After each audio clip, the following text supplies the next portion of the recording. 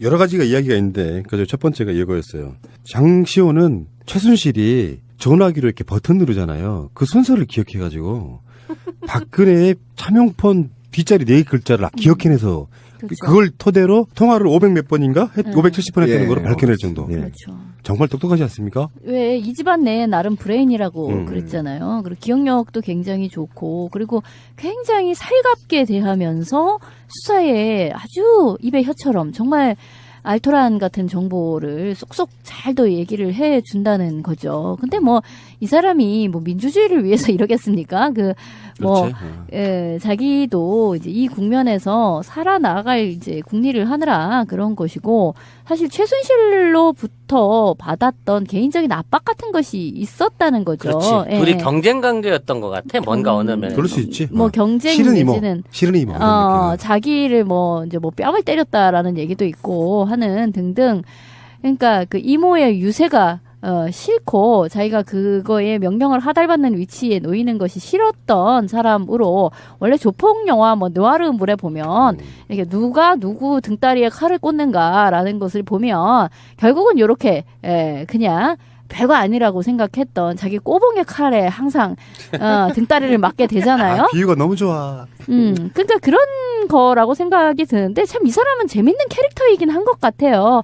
그때도 청문회장에서 나왔을 때 저도 보고 싶었습니다. 뭐 이런 식의 대답을 받아친다든가 또 굉장히 차분하고 어떤 정말 무슨 지진이 일어나도 그 속에서 두더지랑 같이 꿀밤을 까먹으면서 살 것 같은 그런 아주 기막힌 그 생존력을 가진 사람이다라는 생각이 들어요. 저는 이제 개인적으로 장시호 개인적으로 같은 조카임에도 불구하고 또는 굉장히 정유라보다도 두뇌가 있음에도 불구하고 최순실 패밀리 내부에서 그 능력을 다 인정받지 못한 거에 대한 어쨌든 질투심이 좀 있다고 보는 것이고 그다음에 그것과 관련해서 이 사람이 지금 특검에서 어쨌든 엄청 많이 도와준 거 아닙니까? 그런데 그것뿐만 아니라 특검과 같이 조사받다가 아이스크림을 먹고 냉장고에 보관해서 다음에 와서 먹을게요라고 이렇게 장난을 치거나 또는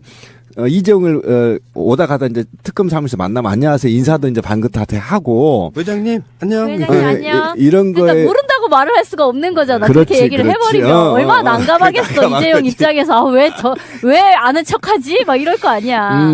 그런 재미있는 캐릭터는 저는 지난 30여 년간 그들이 살아온 그 패밀리 내부에 살아서 변두리에 있었던 언저리에 있었던 어쨌든 회한에 대한 표출이다. 그리고 이후에 이들이 다 죽어져 버리면 또는 종신형을 받게 되면 박근혜와 최순실 공동 지갑에 있는 수조 원대 그 돈을 누가 그나마 이 애가 살아남아서 슈킹할 가능성이 있다는 거죠. 예, 그런 전체적인 측면이 작용되지 않았느냐. 그런 저는 예상을 좀 해서 굉장히 캐릭터가 괜찮은 맞아요. 거죠. 왜냐면 얘는 굉장히 치밀한 인간인 거야. 왜냐면 안 알려주려고 했던 거 아니야. 직접적으로 번호를 안 알려주려고 했는데 번호를 두고 외운 거고 얘가 뽑아냈다는 서류나 이런 것들이 웬만한 집착이나 작정을 하지 않고는 심지어 들고 다니는 2천만 원짜리 가방 안에서 그 서류를 뺏어가지고 도찰을 한 것도 주변 사람들이 말리는데도 불구하고 그런 스파이 같은 짓을 하면서 이 언젠간 나이가 이게 크게 쓸 일이 있을 거야 라는 보험용으로 키핑을 해놓고 대비를 했다는 거야. 그러니까 얘는 언젠가 일 터진다. 터지면 나는 내 살 길 찾아야겠다는 각오가 이미 몇십 년 전부터 돼 있던 애라는 거지. 그러면 최순실 변호인단이나 그 박근혜 대리인단들이 고영태를 물고 늘어졌잖아요. 여기에 가능해. 우리 장시호가 최순실을 엮기 위해서 심지어 이거 있잖아. 최순실이 민정수석실에서 보낸 인사 파일을 검토하는 걸 봤다. 그거 인사 파일 내가 사진으로 찍어뒀다. 그래가지고 컴퓨터 복원해가지고 그걸 찾아내는 거예요. 그렇죠. 그러니까 장시호의 음모로 지금 박근혜 탄핵이 시작된 거라고 말할 수 있는 거야. 고영태보다 장시호가 너무 치밀해. 그래서 변희재가 장시호를 고발하겠다고 한 겁니다. 뭐 급하게 이모 짐을 쌌는데 그 안에 제2의 태블릿 PC가 있다. 이제 이런 거를 기억을 해낸다든지 하여튼 뭐 열일하고 있는 거죠, 그러니까 이 사람이. 그 국회 청문회를 가보면요, 굉장히 청문회장이 엄숙합니다. 그리고 대한민국에 배울 만큼 배우고 날고 긴다는 놈들, 또는 말로는 먹고 누구한테 안 진다는 놈들이 열 몇 명이 앉아 있는데, 그 청문회 나가보면 굉장히 쫄리거든요, 처음에는. 근데 거기 가서 안민석 의원이 얘기하니까 저도 보고 싶었습니다. 이렇게 웃으면서 얘기할 수 있다는 건 내공이 굉장히 강하다는 사람이에요. 굉장히 준비돼 있거든. 쉽지 않은 인간인 거지, 사실. 오히려 내공이 강해서 준비됐다. 내가 얼마를 샀든 그 이후에는 내가 내 세상 한번 만들어 볼게. 또는 내가 지금 너희들이 모르고 있는 그 재화를 내가 한번 독차지할 거야. 이런 의지 없이는 이런 말이 나올 수가 없어요. 그러니까 왠지 얘가 제왕의 반지를 숨겨서 갖고 있는 듯한, 제왕의 반지를 쥐고 있다가, 자, 요거 다 지나가고 나면, 나 지금 골룸으로 보이지? 하다가, 순간적으로 그 반지 끼겠다. 라는 어떤 그런 욕심이 있는 게 아닌가. 그래서, 어떻게든 저쪽에다 다 몰아 넣어가지고, 제가 그냥 다 뒤집어 쓰고, 종신이 됐든 뭐든지 그냥 훅 가세요, 이모는. 그리고, 저 삼성동 이모도 같이 가세요.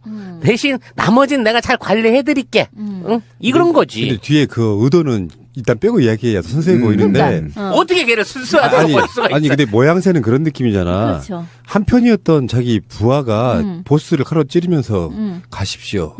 제가 제대로 보내드리겠습니다. 딱 그 느낌이라서 사실은 그 속에 들어있는 비수는 어떤 의도 때문인지는 모르지만 굉장히 무서운 건데 결론적으로 말하면 장시 없었으면 수사 못할 뻔했다. 그렇죠. 그러니까 웃선을 담글 때 목적이 뭐 있어? 내가 1인자 되는 거지. 이렇게 적극적인 피의자는요, 법정에서 고려가 됩니다. 그래서 굉장히 형량이 짧아요. 이제 뭐 원래 폴리 바기에닝이라고 하잖아요. 그 제도는 우리나라에는 없는데 그래도 어쨌든 참작은 되지. 예, 수사에 적극적으로 이렇게 협조를 한 사람은 좀 약간 매우 죄를 반성하고 있다. 검찰이 공소장에서부터 봐주는 듯한 뉘앙스로 이야기를 그렇죠. 하죠. 그럼요. 예, 좀 네. 까줄 수 있는 거지 사실.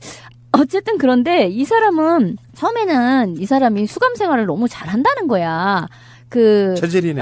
교도관에게도 언니 그러면서 살갑게 대하고 특검 수사 받으면서도 그러니까 뭐 우울해하지를 않는다. 그래서 참 정말 대단한 정신세계를 가졌구나라고 생각을 했는데 그게 아니라 이 사람은 이것을 인생 최대의 기회라고 생각을 하는 것 같아요. 제가 봐도 기회죠.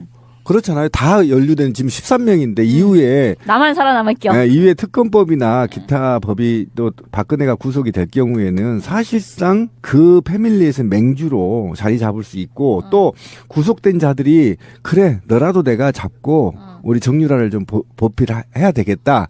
그러면 이제 어느 정도 쇼부가 들어오겠죠. 그렇게 되면 정유라 좀 봐달라. 뭐 이렇게 이제 쇼부가 들어가기 때문에 어차피 자기가 그 위치를 차지하기 위한 중원을 차지하기 위한 교두부를 확보하고 있다 이렇게 보면 되는 겁니다. 그러니까 느와르모를 만들려면 이제 장시호를 주인공으로 느와르모를 하나 그렇지. 만들어야 되는 거야. 그리고 캐릭터가 그동안에 그렇게 특혜를 누리면서 산 아이치고는 굉장히 긍정적이고 적응력도 빠르고 적응력도 강한 이유는 내면에 뭔가 꿈이 있어야 그렇게 희망이 있어야 그런 게 나오거든요. 근데 내가 빵간에서 어떻게 밥을 처먹고 살지 몇 년일까? 10년 살까? 5년 살까? 이러고 있으면 우울해서 그렇게 될 수가 없어요. 그렇죠. 유치장에 며칠만 있어도 답답한데. 그렇지. 자존감이 막 무너지고. 그럼요. 굉장히 화장실도 이 목까지 다 보이는 데서 싸야 되고 이런 상황에서 이렇게 즐거울 수가 없거든요. 난 꿈이 있다고. 그래서 그 꿈을 향해 지금 고통을 감내하는 거다. 그렇죠. 이렇게 보시면 되는 거죠. 근데 어쨌든 장시호 때문에 굉장히 특검이 탄력을 받았고 굉장히 저는 괜찮은 캐릭터다. 변희재 고소고발과 관련해서 잘 극복하길 오히려. 근데 아무튼 변희재한테도 이렇게 고발을 당할 정도로 얘가 이거 열심히 하고 있다고 치면 이 사람이 특검을 지나고 나서 이제 본격적인 검찰 수사로 들어갔을 때 특검 안에서는 아무래도 이제 전체적인 큰 틀을 밟아내다 보니까 이제 뭐 대가성이라든지 그동안 이제 권력을 활용해가지고 어떤 사업들을 했는가 쪽에 이게 잡혀져 가고 있지만 세세하게 이제 내부적인 재산 관계라든지 형성 관계를 털 때 되면 아직도 활용도는 정말 무궁무진한 사람이 아니냐 싶은 생각이 드는 거예요. 지금 우리 특검이 사실상 증거물이라고 해갖고 확보한 거는 그 태블릿 PC 2개 말고는 우리 사초실록하고 안보자관에 사초실록하고 태블릿 PC 2개 말고는 별다른 물리적 증거가 없어요. 제일 맛깔스러운 증거는 청와대 서버는 지금 건드려보지도 못하고 있잖아. 그러니까 그런 입장에서 앞으로 어떤 수사를 펼쳐나가는 데 있어서도 결국은 장시호를 비롯한 이런 그 주변에 용기 있는 변절자들의 증언이 필요하다는 거지. 그리고 장시호처럼 최순실 주변에서 어떠한 형태로든 이거 나중에 내가 뒷감당 못하지 않을까 싶어가지고 녹음을 떠났다든지, 몰래 몰카를 찍어놨다든지 이런 유의 그 증거들이 정말 정권만 잘 바뀌고 수사 유지만 있으면 얼마든지 도출될 수 있지 않을까 싶은 상황, 그런 느낌에서 앞으로의 탄핵 국면하고 정치적인 우리가 생각하는 그 순차적인 정권 교체만 이루어진다고 하면 정말 40년 됐다는 최태민과 박씨 가문에 있는 그 밀월 갈개를 탈탈 털어내는 그날을 한번 보게 되지 않을까 하는 기대를 갖게 되는 그러니까 거죠. 이런 현상에서 어쨌든 최순실이 그러면 장시호 네가 갖고 있는 재산 나한테 다 돌려놔. 이제 이 정도로 이제 쇼를 하는 건데 저는 혹시 이것도 하나의 큰 드라마, 플랜이 아닌가라는 생각이 들어요. 그러니까 누군가는 이 일을 같이 가담했던 사람들이 이후에 뒤처리를 해야 되는데 그 뒤처리를 할 사람이 멍청한 박근혜보다는 장시호가 훨씬 효과적일 거라고 봤을 수도 있어요. 예를 들면 장시호가 정치인들과 특검과 관계자들, 대기업들과 이런 우호적인 인상을 남김으로 인해서 사전에 출소해서 로비리스트로 활동할 수도 있고요. 구속자들 석방시키는 로비리스트로 할 수도 있고 또 정치인들한테 우호적인 걸 통해서 사면 역할을 할 수도 있고 이후에 이 최순실 패밀리 부패 세력들이 연루된 사람들 중에 한두 명 정도는 국민적인 굉장히 분노를 상쇄시키는 사람의 캐릭터를 하나 만들어서 이들이 이후에 뒤처리를 할 수 있는 여지를 남겨놓는 것 또는 그런 사람으로 최순실과 박근혜 패밀리에서 사명을 맡을 수도 있었어요. 사실 있을 수 있어요. 그런 측면에서 왜 그러냐면 이 패밀리가 1, 2년 되는 패밀리가 아니고요. 굉장히 오래된 패밀리이기 때문에 그들이 패밀리를 구성할 수 있는 철학과 돈과 이념이 있단 말이에요. 그들만의. 그리고 돈이 1, 20조가 아니잖아요. 이런 엄청난 뒤처리를 그러면 누구한테 할 거냐? 박지만한테 할 거냐? 그럼 제3의 인물한 할 수가 없는 거잖아요. 완전하게 범죄를 같이 저지른 사람 중에 한 명을 이미지를 순화시켜서 남겨놓은 상태에서 뒤처리를 하게끔 할 수 있는 역할 분담일 수도 있다. 저는 그렇게도 분석이 가능. 여러 가지가 이야기가 있는데 그저 첫 번째가 이거였어요. 장시호는 최순실이 전화기로 이렇게 버튼 누르잖아요. 그 순서를 기억해가지고 박근혜의 차명폰 뒷자리 4글자를 기억해내서 그렇죠. 그걸 토대로 통화를 500 몇 번인가? 570번 했다는 예. 거로 밝혀낼 정도. 예. 그렇죠. 정말 똑똑하지 않습니까? 왜 이 집안 내 나름 브레인이라고 그랬잖아요. 그리고 기억력도 굉장히 좋고 그리고 굉장히 살갑게 대하면서 수사에 아주 입에 혀처럼 정말 알토란 같은 정보를 쏙쏙 잘도 얘기를 해 준다는 거죠. 근데 이 사람이 민주주의를 위해서 이러겠습니까? 그렇지. 자기도 이제 이 국면에서 살아나갈 이제 국리를 하느라 그런 것이고 사실 최순실로부터 받았던 개인적인 압박 같은 것이 있었다는 거죠. 그렇지. 예. 둘이 경쟁 관계였던 것 같아. 뭔가 어느 면에서. 그럴 수 있지. 경쟁 싫은 이모. 내지는 싫은 이모. 이런 느낌. 자기를 이제 뺨을 때렸다라는 얘기도 있고 하는 등등. 그러니까 그 이모의 유세가 싫고 자기가 그거에 명령을 하달받는 위치에 놓이는 것이 싫었던 사람으로 원래 조폭 영화 느와르물에 보면 이렇게 누가 누구 등다리에 칼을 꽂는가라는 것을 보면 결국은 요렇게 그냥 별거 아니라고 생각했던 자기 꼬봉의 칼에 항상 등다리를 맞게 되잖아요. 비유가 너무 좋아. 그러니까 그런 거라고 생각이 드는데 참 이 사람은 재밌는 캐릭터이긴 한 것 같아요. 그때도 청문회장에서 나왔을 때 저도 보고 싶었습니다. 이런 식의 대답을 받아친다든가 또 굉장히 차분하고 할 가능성이 있다는 거죠. 예, 그런 전체적인 측면이 작용되지 않았느냐. 그런 저는 예상을 좀 해서 그게 굉장히 캐릭터가 괜찮은 맞아요. 거죠. 왜냐면 얘는 굉장히 치밀한 인간인 거야. 왜냐면 안 알려주려고 했던 거 아니야. 직접적으로 번호를 안 알려주려고 했는데 번호를 투고 외운 거고 얘가 뽑아냈다는 서류나 이런 것들이 웬만한 집착이나 작정을 하지 않고는 심지어 들고 다니는 그 2천만 원짜리 가방 안에서 그 서류를 뺏어가지고 도찰을 한 것도 주변 사람들이 말리는데도 불구하고 그런 스파이 같은 짓을 하면서 이 언젠간 나이가 이게 크게 쓸 일 있을 그렇죠. 거야라는 보험용으로 키핑을 해놓고 대비를 있었던 했다는 거야. 그러니까 얘는 야 언젠가 일 터진다.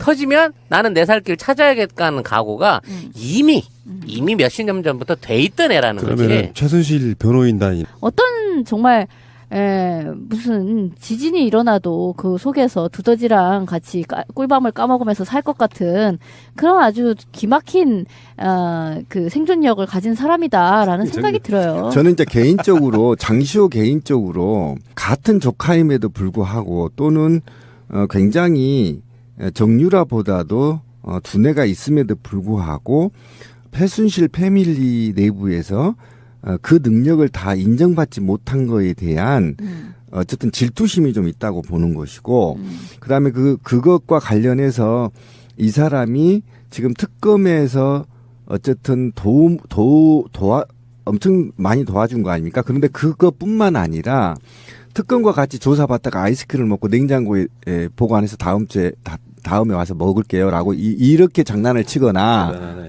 또는 이재용을 오다 가다 이제 특검 사무실 만나면 안녕하세요 인사도 이제 반긋하게 하고 회장님 안녕. 회장님 안녕. 이런 그러니까 거에 모른다고 말을 할 수가 없는 거잖아. 그렇지, 그렇게 얘기를 그렇지. 해버리면 얼마나 난감하겠어. 난감하지. 이재용 입장에서 왜 아는 척하지? 막 이럴 거 아니야.